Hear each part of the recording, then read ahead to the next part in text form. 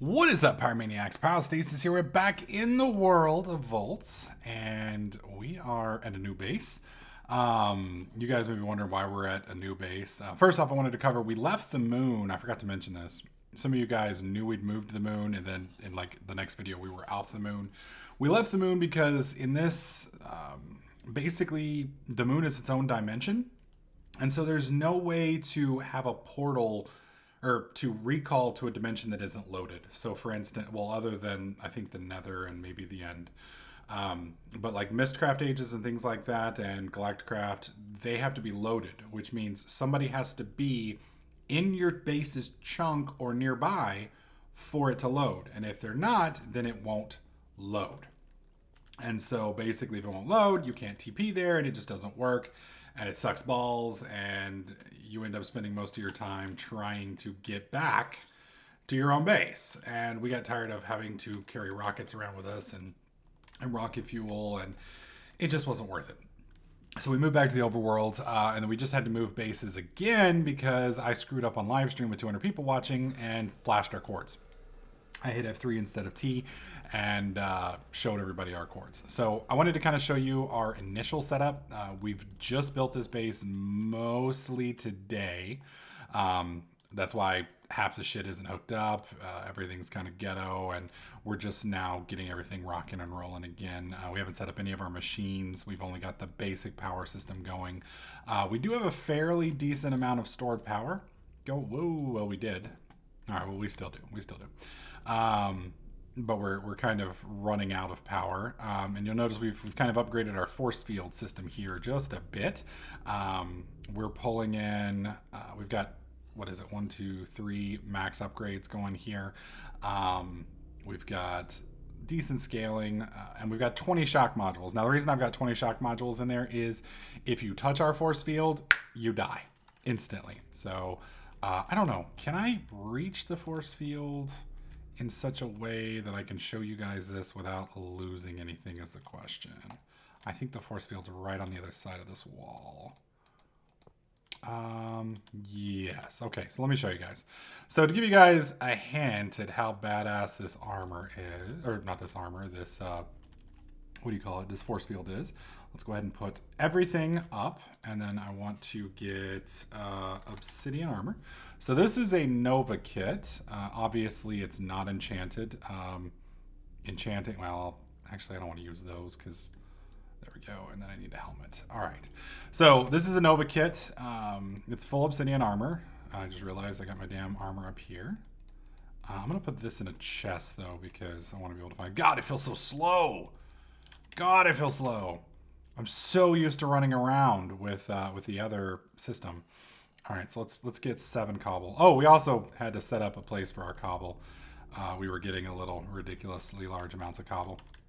All right, so let me show you what this force field does. Oh yeah, and it's going to be dark. I apologize for that too. We usually run around with night sight on. Okay, this may blow up. Okay, so here's our force field. Ready? Full hearts, full obsidian, and dead.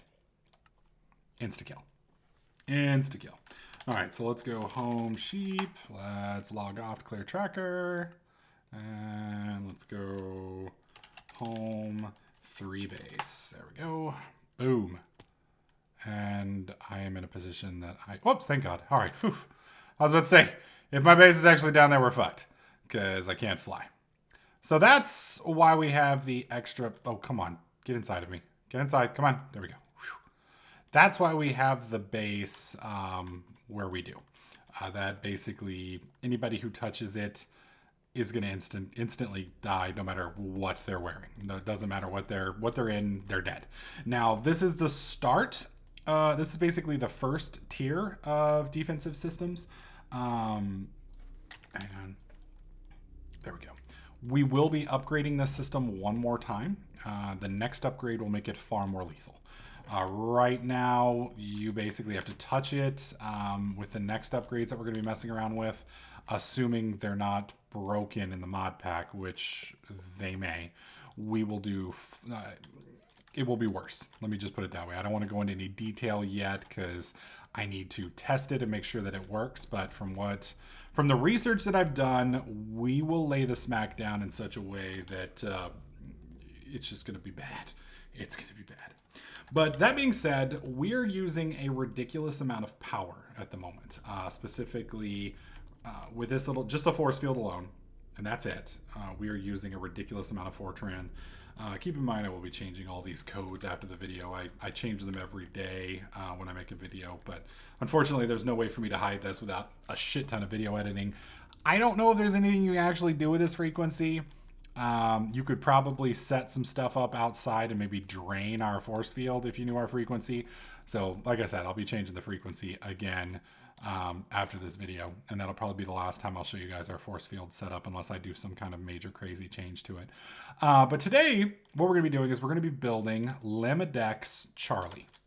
And that's kind of an interesting name. I did not name it.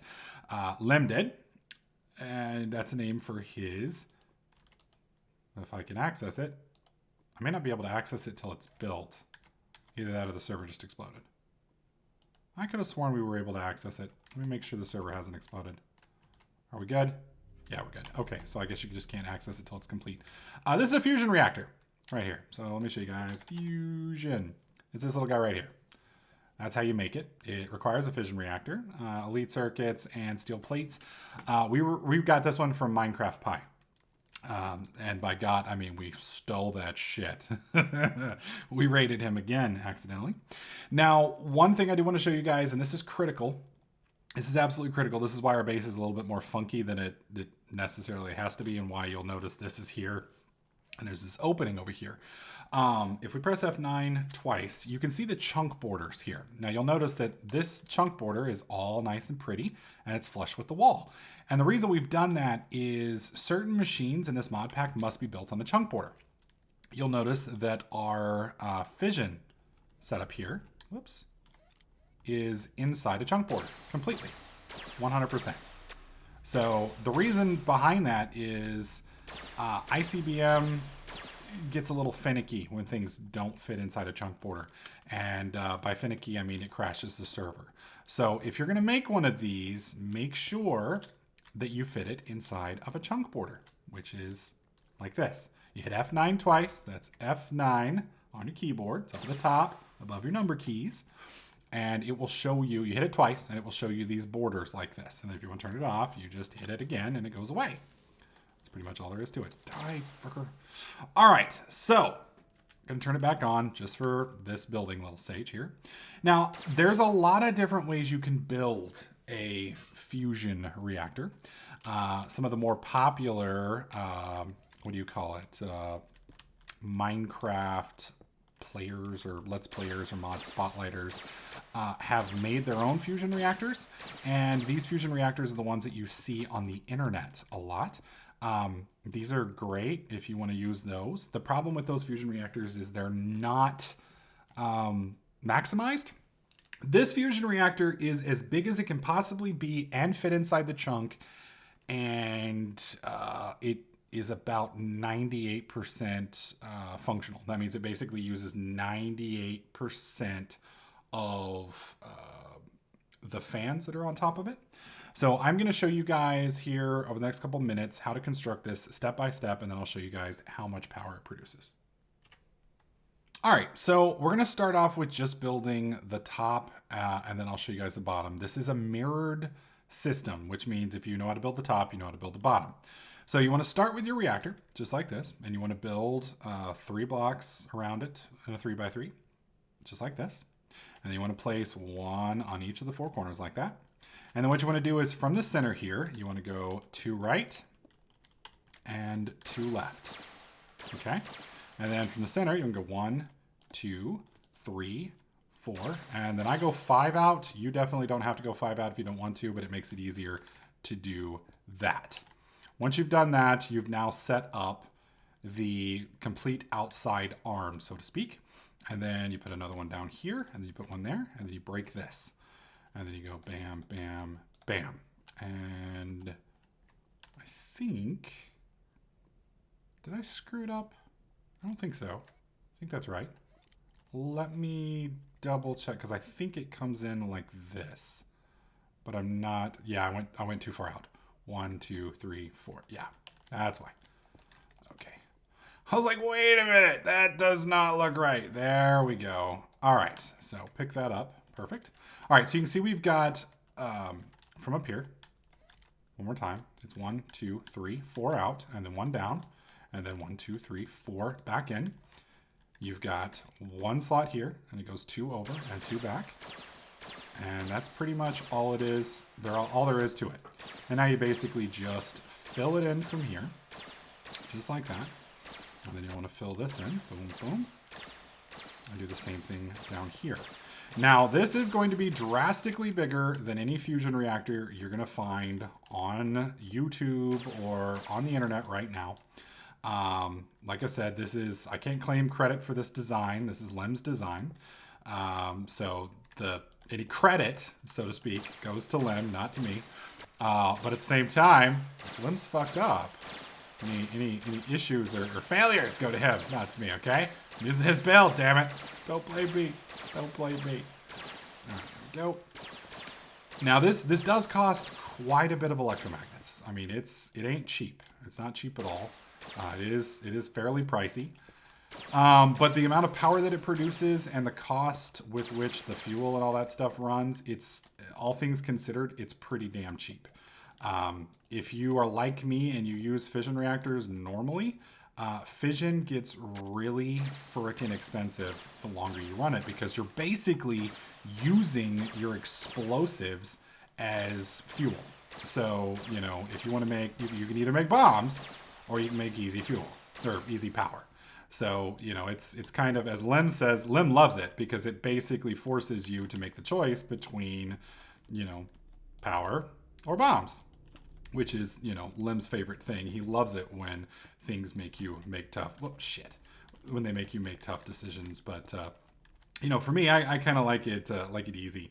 So unfortunately, it's taken me quite a while to get around to building this reactor. This is something that we should have built pretty much a long time ago, but whoops, I wasn't lazy. It's just I was having, you know, if you're like me, well, actually, if you're like me, you probably aren't watching my YouTube videos, but I was doing a lot of research on this mod pack trying to find everything, and unfortunately, a lot of the information on Voltz is really outdated.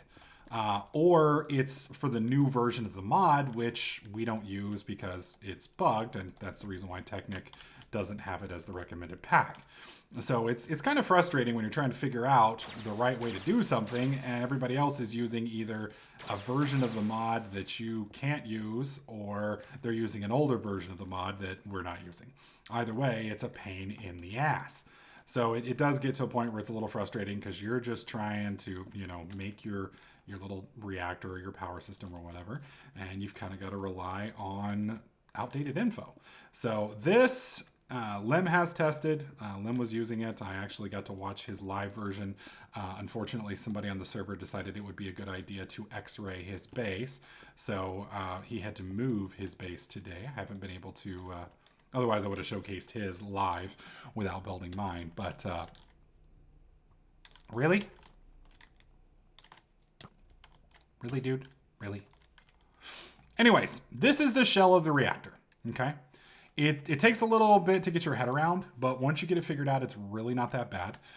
You can see we've used about, a stack and a half, maybe a little bit more of electromagnets.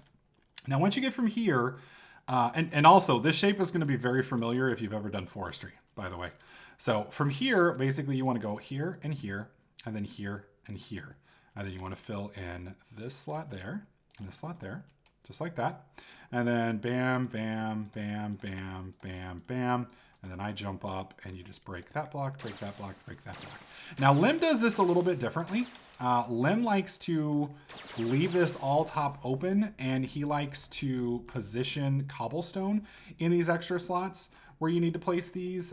For whatever reason, I prefer to do it this way. Your mileage may vary. Each person has their own preferences. I kind of have a decent 3D spatial, what do you call it?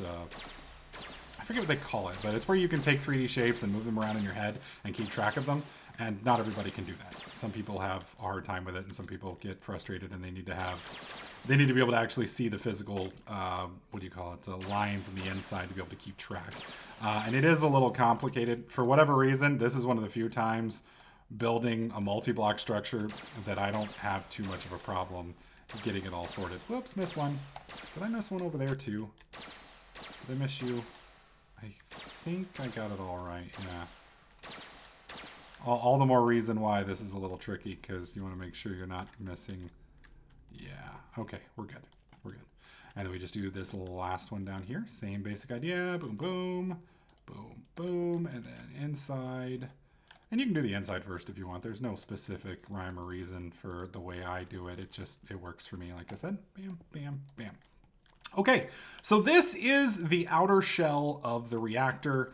The reactor is basically at this point complete. It's more or less set up.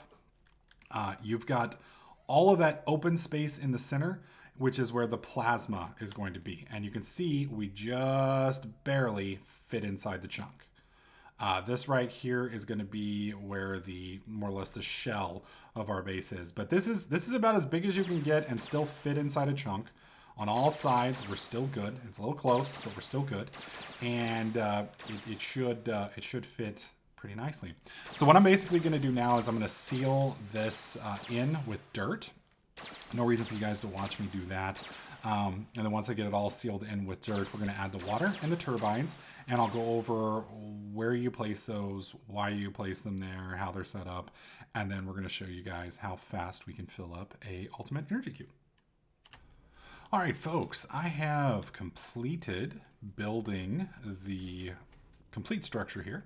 This is everything. I'll try and get a nice angle. I guess right here probably will work. There we go. You guys can at least see part of it. Let me fly up over here. This will probably be a little better. Whoops. There you go. You can see the entire structure. You can count it. If you need to, just pause the video at this little video point here, and you can basically see everything. And you can see right over here that we are one extra block outside and down. This right here is what allows an extra placement of, what do you call it, of different rotors. Now, I believe 98 or 99% of these rotors will run. There's a few of them that will occasionally stop and then start, and then stop, and then start, et cetera, but that's just because of the simulation, and some of the stuff is a little tricky and a little buggy, etc. in this version.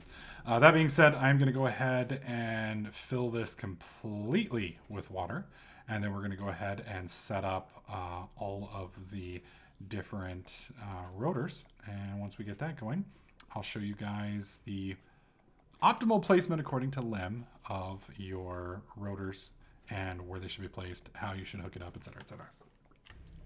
Oh, now that we haven't done much because I'm at a part of the setup that's going to take a little while. So for you guys, it'll be instantaneous. For me, it's going to take a little bit. But I did want to show you guys some of the things that you're going to need to do while working on this.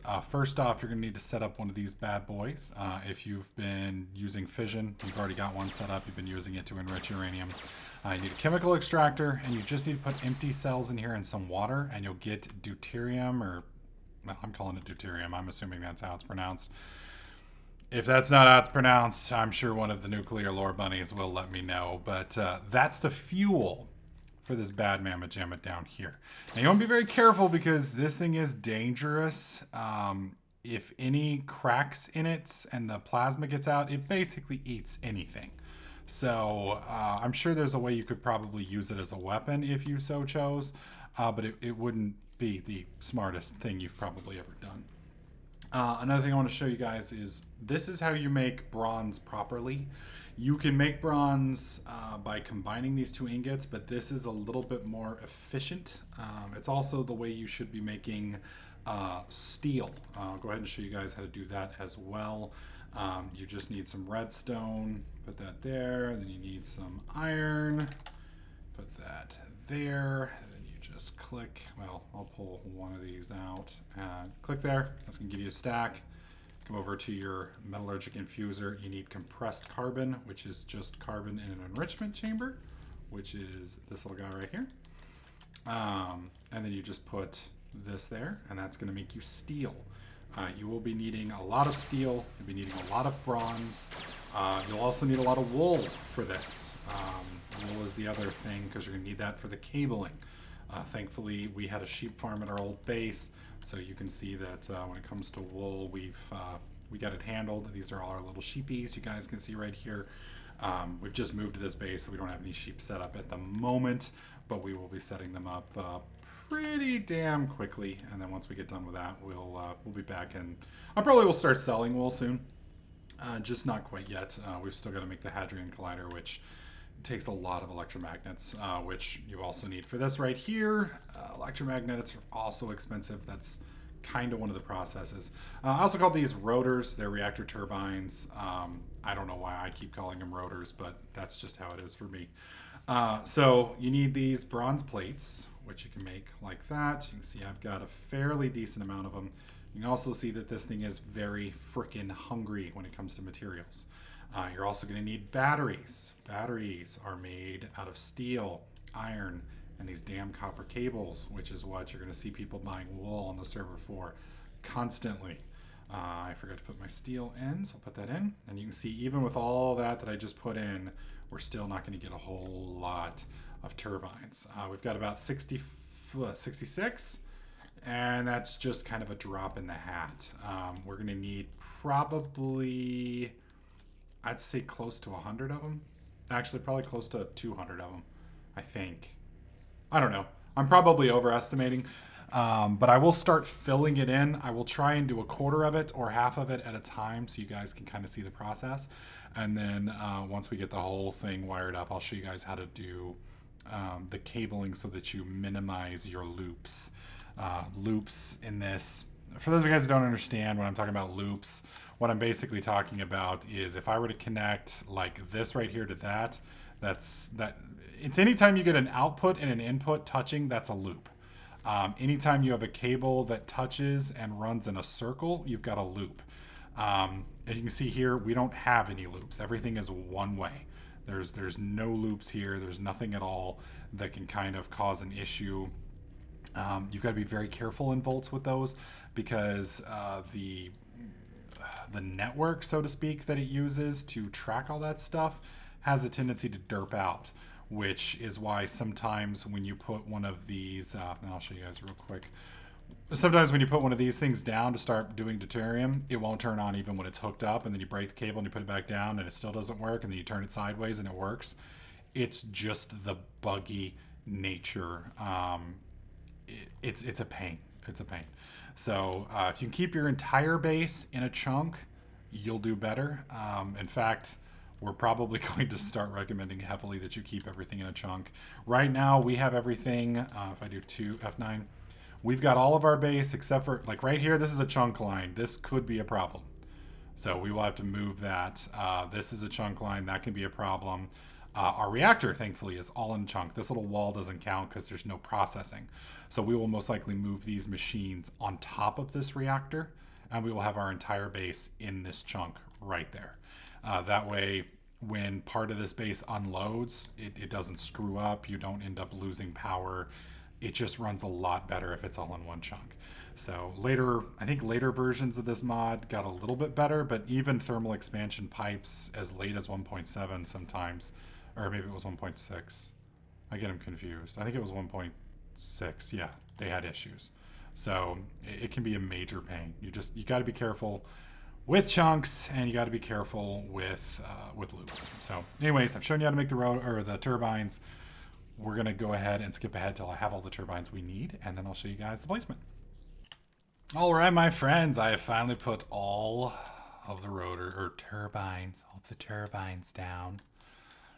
There you go, my friends. This beautiful, sexy bitch is done. Holy crap. All right, so let me show you guys how to set this up. This is the hole. All right, this is where you're going to be putting your rods in, okay? And then you want to put basically Basically, the way I did it is I'll just jump down here. I put a block here and one above it, one here and one above it, one here and one above it, one here and one above it. And then you put a turbine, turbine, turbine, turbine. Then you jump back down, clear them. Then you jump back up. And then you want to do the 9x9 here and a 9x9 here. You just simply right click on them to turn them in, right click, turn them off. You can do this at any point in time. And that does its thing. You'll need 2 right here in the center. And then you do 3 big ones here. Do 1 top. 3 big ones here, 1 out. And then you do basically over each of the electromagnets, even the one that drops down one, you want to put these. And unfortunately, these are just small enough to where you can't put another large fan. I mean, you could, but it wouldn't work. So we drop these down. Now, technically, I might be able to do a large fan here if I use steam. What do you call it? Steam vents, I think is what it is. I could probably put another one here, and I could probably put another one here. I'll have to test that. Me and Lynn may have to play around with it, because if that works, then we could put another large turbine here and another large turbine here. Anyways, then you put one down in all of the corners, like this, around like that. I'm hoping I've given you guys the setup enough so that you guys could see it, and I'll fly up so you can get a good, nice look at it. Unfortunately, some of the reactor is covered up, but you guys should be able to pause here and see its setup, hopefully. All right, so now I'm going to cable this bad mamma jamma up, and then we're going to fire it up and see, well, what happens. All right, so we have hooked Charlie up. I'm going to go and break these 2 blocks here. I don't know why I think she was trying to fill these in. That's why they're there. Okay, so you can kind of see, now some areas you're not going to be able to avoid loops, like right here. Obviously we have a loop, but you can see I haven't touched this outer edge.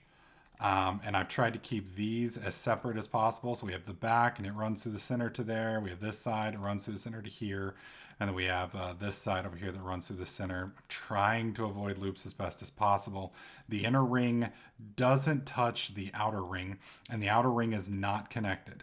So that means this outer ring has to go all the way around to this side before it touches. So the inner ring connects here, the outer ring touches there. This is an empty cube. You can see we're at 0.0 joules of 128 megajoules. This runs down, right here. This runs down to this. Now I'm going to go ahead and connect one more energy cube to right here, just so we can kind of see. That's going to be, this gives me enough storage for, what is that, 256, what do you call it, 256 megajoules. So you guys can kind of see. Now this down here does require power to fire this system up. So to turn this this bad mamma jamma on, you do have to have some initial power. So I have a fully charged ultimate energy cube down there.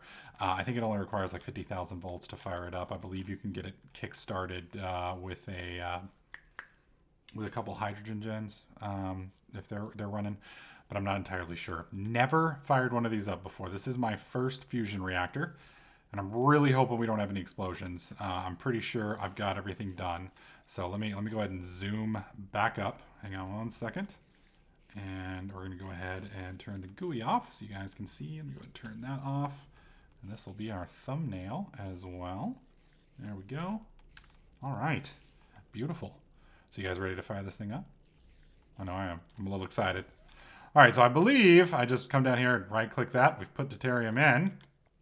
And you can see all of the fans just started turning. Some of them will turn. I guess it's heating up, and you can see 2. There's 3, and it's gonna get faster and faster as this thing heats up, because obviously not all of it's running at once, and the turbines do kind of take a minute to fire up. You can see some of the turbines up here in the front don't always spin. Some of them kind of kick on and kick off, but for the most part, all these over here on the side are spinning. All of these are spinning. All these are spinning, and you guys can kind of see we have full, for the most part, spinning action everywhere.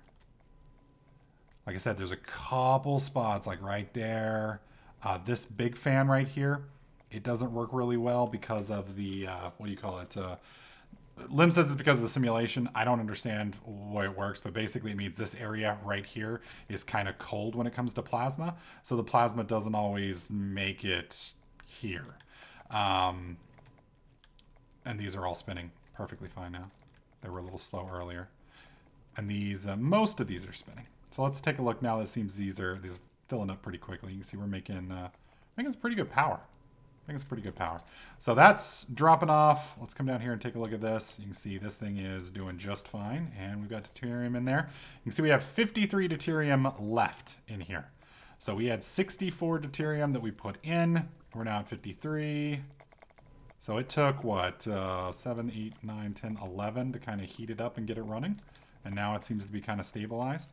So I don't know if it's kind of like a steam boiler where initially it's really hungry and kind of slows things down, or what? Whoa! Holy shit!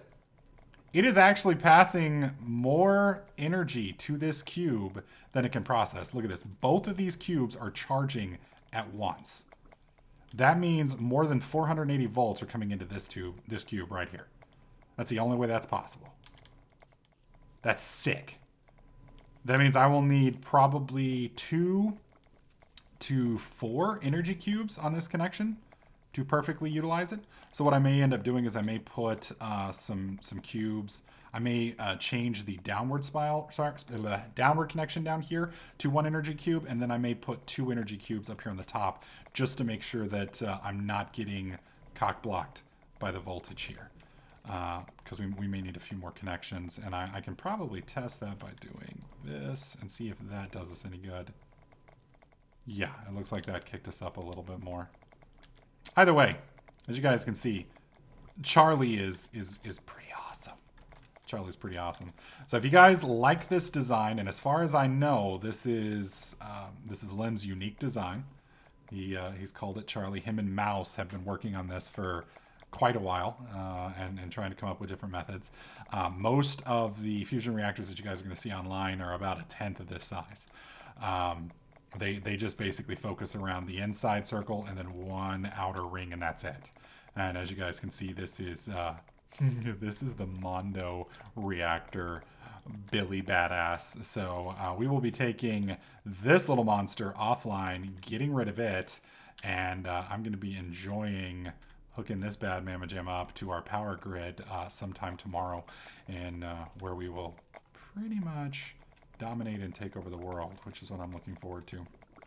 I think I'm going to go ahead and connect this right here.